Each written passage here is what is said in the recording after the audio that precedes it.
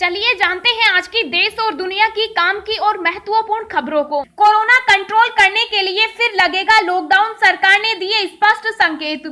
कुंभ मेले से लौटने वालों के लिए 14 दिन का होम क्वारंटाइन अनिवार्य, प्रशासन ने जारी किए आदेश। कोरोना फिर करेगा कैद, देश की 57% आबादी पर लागू है पाबंदियां। जाने कहां कैसे प्रतिबंध। जानलेवा है कोरोना की दूसरी लहर, बचना है तो इन जगहों से बनाए दूरी। गृह मंत्री अमित शाह बोले, चुनाव को कोरोना से मत जोड़िए। खुशखबरी, बदल गया एलपीजी का यह नियम, अब गैस सिलेंडर लेना हुआ और भी आसान, ऐसे करें आवेदन। कोरोना काल में सरकारी कर्मियों को मिलने जा रहा है एरियर का विकल्प, इस बार चुके तो फिर नहीं मिलेगा मौका। जी हां दोस्तों, और भी बहुत बड़ी काम की खबरें निकल कर आ रही है, इसलिए वीडियो को शुरू से लेकर लास्ट तक जरूर देखना। और अभी तक आपने इस वीडियो को लाइक नहीं किया तो लाइक कर दीजिए। तो चलिए वीडियो स्टार्ट करते हैं। कोरोना कंट्रोल करने के लिए फिर लगेगा लॉकडाउन, जाने अमित शाह का जवाब। जी हां, देश में कोरोना वायरस का कहर जारी है। दूसरी लहर ने पूरे देश में तबाही मचा दी।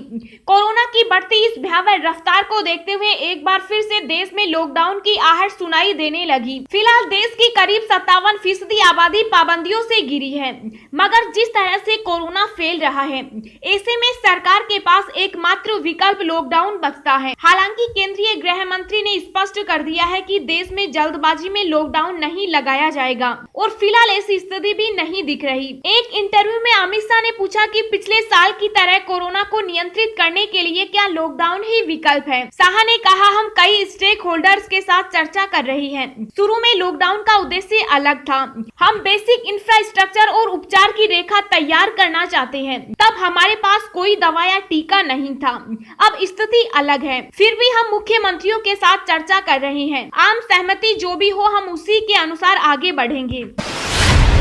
फिर टूटा रिकॉर्ड, भारत में कोरोना के एक दिन में 2,61,000 से ज्यादा नए मामले, 1,501 लोगों की मौत। जी हां, भारत में कोरोना संक्रमण के पिछले 24 घंटे में रिकॉर्ड 2,61,500 नए मामले सामने आए। भारत में कोरोना के नए मामलों में एक दिन में ये सबसे बड़ा उछाल है। साथ ही इसी अवधि में 1,501 लोगों की मौत भी देश में कोरोना से हुई। पिछले 24 घंटों में महाराष्ट्र और दिल्ली में 91,000 से अधिक नए कोरोना केस आए। महाराष्ट्र में पिछले 24 घंटों में कोरोना वायरस के अब तक के सर्वाधिक 67,123 नए मामले सामने आए। ये आंकड़े तब आ रहे हैं जब राज्य में सख्त पाबंदियां लागू है। राज्य के स्वास्थ्य विभाग के अनुसार पिछले 24 घंटे में 419 लोगों की मौत भी हुई। वहीं दिल्ली में पिछले 24 घंटों में कोविड-19 के एक दिन में सबसे ज्यादा 25,500 नए मामले सामने आए हैं। इसके साथ ही 167 लोगों की मौत भी हुई। दिल्ली में हर 4 नमूनों में से एक व्यक्ति संक्रमित निकला। कोरोना से यूपी बिहार का भी बुरा हाल है। यूपी में पिछले 24 घंटों में कोरोना वायरस संक्रमण से एक दिन में सबसे ज्यादा 120 लोगों की मौत हुई। वहीं संक्रमण से 27,357 नए मामले सामने आए। खुशखबरी, बदल गया एलपीजी का यह नियम, अब गैस सिलेंडर लेना हुआ और भी आसान, ऐसे करें आवेदन। जी हां, देश की सरकारी तेल कंपनी इंडियन ऑयल कॉरपोरेशन ने आम लोगों को बड़ी राहत दी है। अब आप बिना एड्रेस प्रूफ के भी एलपीजी सिलेंडर ले सकते हैं, जबकि पहले जिन लोगों के पास एड्रेस प्रूफ नहीं होता था उन्हें रसोई गैस सिलेंडर नहीं मिलता। अब आईओसीएल ने आम लोगों को राहत देते हुए रसोई गैस पर पत्ते की बाध्यता को खत्म कर दिया। इंडेन का एलपीजी सिलेंडर बुक करने के लिए 8454955555 नंबर पर मिस कॉल करें। देश के किसी कोने से इस नंबर पर मिस कॉल से आप सिलेंडर बुक करा सकते हैं। कुंभ मेले से दिल्ली लौटने वालों के लिए 14 दिन का होम क्वारंटाइन अनिवार्य, प्रशासन ने जारी किए आदेश। जी हां, कोरोना वायरस की दूसरी लहर से बुरी तरह प्रभावित राजधानी दिल्ली में हर रोज रिकॉर्ड मात्रा में कोरोना मामले सामने आ रहे हैं। इसी बीच दिल्ली में एक आदेश जारी किया गया है, जिसमें कहा गया है कि हरिद्वार के कुंभ मेले से लौटने वाले दिल्ली निवासियों को क्वारंटाइन में रहना अनिवार्य है। जो भी व्यक्ति इस आदेश का उल्लंघन करेगा उसे कानूनी कार्यवाही का सामना करना पड़ेगा।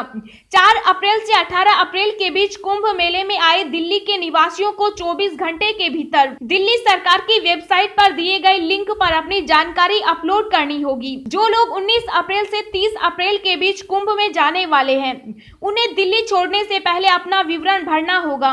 अगर कुंभ मेले में जाने वाला कोई भी व्यक्ति अपनी जानकारी अपलोड करने में विफल रहता है तो उन्हें 2 सप्ताह के लिए एक संस्थागत क्वारंटीन केंद्र में भेजा जाएगा। पिछले 5 दिनों में हरिद्वार में लगे कुंभ मेले में 1700 से अधिक लोग कोरोना पॉजिटिव पाए गए। मेले में मास्क पहनने और सोशल डिस्टेंसिंग सहित कोविड प्रोटोकॉल का खुलेआम उल्लंघन किया गया। कोरोना फिर करेगा के देश की 57% आबादी पर लागू है पाबंदियां, जाने कहां कैसे प्रतिबंध। जी हां, देश में कोरोना की दूसरी लहर के बढ़ते कहर का असर रिकॉर्ड मौतों के साथ साथ पाबंदियों के रूप में भी दिखने लगा है। हालत यह है कि भारत की 57% आबादी पर किसी न किसी तरह की पाबंदियां लागू है। 15 राज्यों और केंद्र शासित प्रदेशों के आधे से अधिक लोग सप्ताहांत या रात्रिकालीन कर्फ्यू का सामना कर रहे हैं। विश्लेषण से पता चलता है कि आगामी 1-2 दिनों में देश में 70 करोड़ आबादी पाबंदी के साए में होगी। इन लोगों को अल्प या दीर्घ अवधि के कर्फ्यू का सामना करना पड़ सकता है। छत्तीसगढ़, महाराष्ट्र और मध्य प्रदेश में कर्फ्यू को बढ़ाकर दिन भर के लिए कर दिया गया है।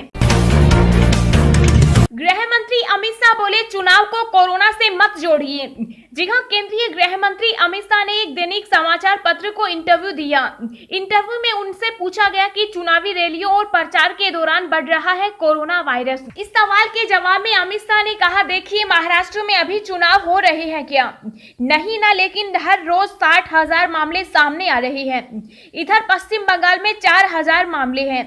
कोरोना को चुनाव के साथ जोड़ना ठीक नहीं है। जिन राज्यों में चुनाव हुआ वहां केस ज्यादा नहीं आ रहे, जहां चुनाव नहीं हुआ उधर ज्यादा बढ़े हैं। आपके चुनावी रैलियों और रोड शो में लोग बिना मास्क के आते हैं। इस पर अमित शाह ने कहा, कोरोना काल में सभी लोगों को सावधानी बरतनी चाहिए। मैं भी कोविड-19 दिशा निर्देशों का पालन करता हूं। चुनाव लोकतंत्र का एक महत्वपूर्ण हिस्सा है। जब चुनाव की घोषणा होती है तो हमारे पास कोई विकल्प नहीं होता। दोस्तों, अगली खबर जानने से पहले आपसे एक रिक्वेस्ट है कि इस वीडियो को बनाने में मुझे बहुत ज्यादा मेहनत लगती है, तो इस मेहनत के लिए वीडियो को एक छोटा सा लाइक जरूर करें। जानलेवा है कोरोना की दूसरी लहर, बचना है तो इन जगहों से बनाएं दूरी। जी हां, देश में कोरोना का कोहराम जारी है। हर दिन कोरोना वायरस के नए मामले सामने आ रहे हैं और मौत के आंकड़े भी रोजाना नए रिकॉर्ड तोड़ रहे हैं। देश की तमाम स्वास्थ्य संस्थाएं लोगों को पहले से ज्यादा सतर्क रहने की सलाह दे रही है। कोविड-19 की इस दूसरी लहर से बचने के लिए जरूरी है कि आप अधिक से अधिक अलर्ट रहें और अपने परिवार को जहां तक हो सके पब्लिक प्लेस में ले जाने से बचें। जानकारी हो कि कोरोना की यह दूसरी लहर बच्चों और युवाओं को भी अपनी चपेट में ले रही है। ऐसे में हम आपको यहाँ बता रहे हैं कि कोविड की दूसरी लहर से बचने के लिए किन जगहों से दूरी बनाना आपके लिए बहुत ही जरूरी है। शॉपिंग के लिए अगर आप सुपर मार्केट जा रहे हैं तो इससे बचें। जहां तक हो सके ऑनलाइन शॉपिंग करें। मार्केट और मॉल जाने से बचें। पर्यटन स्थल पर भी जाने से बचें। पार्क या play ground, fitness centre, party attend करना, स्विमिंग पूल आदि जगहों पर जाने से बचें। फिटनेस टेस्ट की 40 बाधाएं पार कर दौड़ा पाएंगे 20 साल पुरानी गाड़ी, नए दिशा निर्देश जारी। जी हां, केंद्र सरकार की नई कबाड़ वाहन नीति के तहत फिटनेस टेस्ट की 40 बाधाएं पार करने के बाद ही पुराने वाहन सड़कों पर दौड़ा पाएंगे। सरकार ने ऑटोमेटिक फिटनेस सेंटर खोलने और उनके संचालन संबंधी दिशा निर्देश जारी कर दिए। 15 साल पुराने व्यावसायिक व 20 साल पुराने निजी वाहनों के लिए 1 अक्टूबर 2021 से देश में नई व्यवस्था लागू हो जाएगी। इसमें उक्त सेंटरों से फिटनेस प्रमाण पत्र मिलने के बाद ही पुराने वाहनों को चलाया जा सकेगा। अनफिट होने पर उनको एंड ऑफ लाइफ यानी कबाड़ की श्रेणी में डाल दिया जाएगा। मंत्रालय के एक वरिष्ठ अधिकारी ने बताया कि पुराने वाहनों को उक्त सेंटरों से फिटनेस की कड़ी जांच प्रक्रिया पर खरा उतरने के बाद फिटनेस प्रमाण पत्र दिया जाएगा। इसके बाद ही वाहन सड़क पर चल सकेंगे।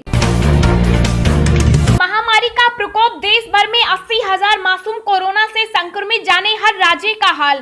जी हां, देश में कोरोना की दूसरी लहर अब अब बेकाबू होती नजर आ रही है। रोजाना कोरोना के रिकॉर्ड तोड़ मामले सामने आ रहे हैं। कोरोना वायरस का ये नया स्ट्रेन इसलिए भी खतरनाक है क्योंकि ये युवाओं और छोटे बच्चों में तेजी से फैल रहा है।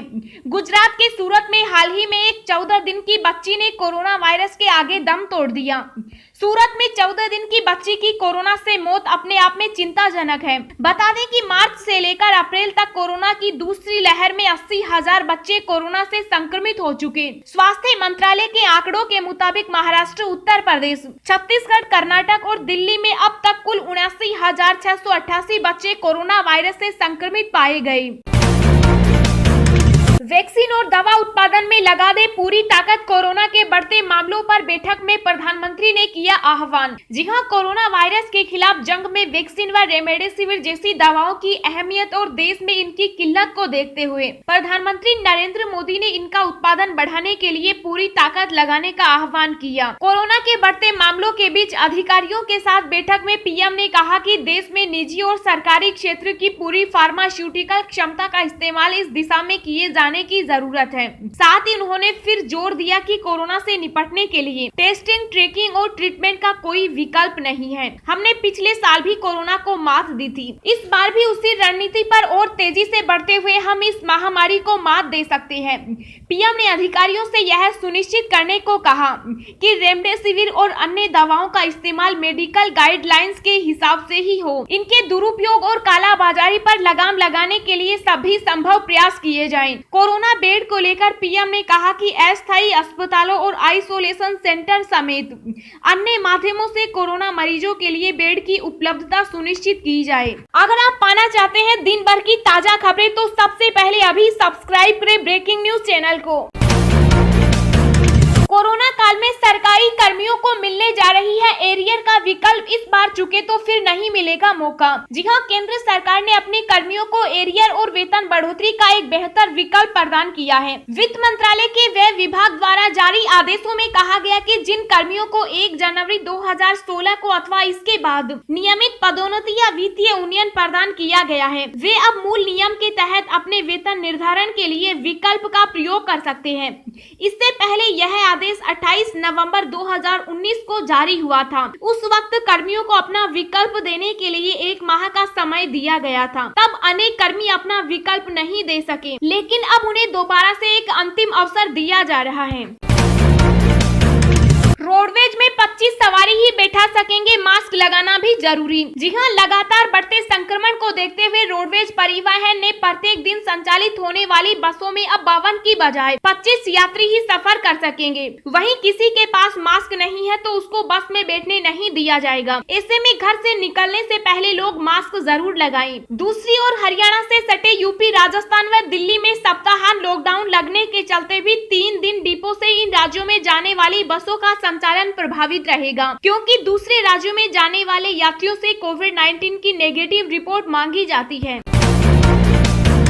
जेईई मेंस एग्जाम टाला गया, परीक्षा से 15 दिन पहले बताई जाएगी तारीख। जी हां, देश के शिक्षा मंत्री डॉक्टर रमेश पोखरियाल निशंक ने ट्वीट कर जानकारी दी है कि नेशनल टेस्टिंग एजेंसी द्वारा अप्रैल के महीने में होने वाला जेईई मेंस एग्जाम को टाल दिया गया। नेशनल टेस्टिंग एजेंसी ने एक पब्लिक नोटिस जारी कर बताया कि एनटीए 4 सत्रों में जेईई मेंस 2021 आयोजित कर रही है। कोरोना संक्रमण की दूसरी लहर के कारण बने ताजा हालातों को देखते हुए अप्रैल महीने में 27 से 28 और 30 तारीख को होने वाला सत्र टाल दिया गया। एनटीए ने बताया कि इस सत्र में आयोजित होने वाले एग्जाम की तारीखें परीक्षा से 15 दिन पहले घोषित की जाएंगी।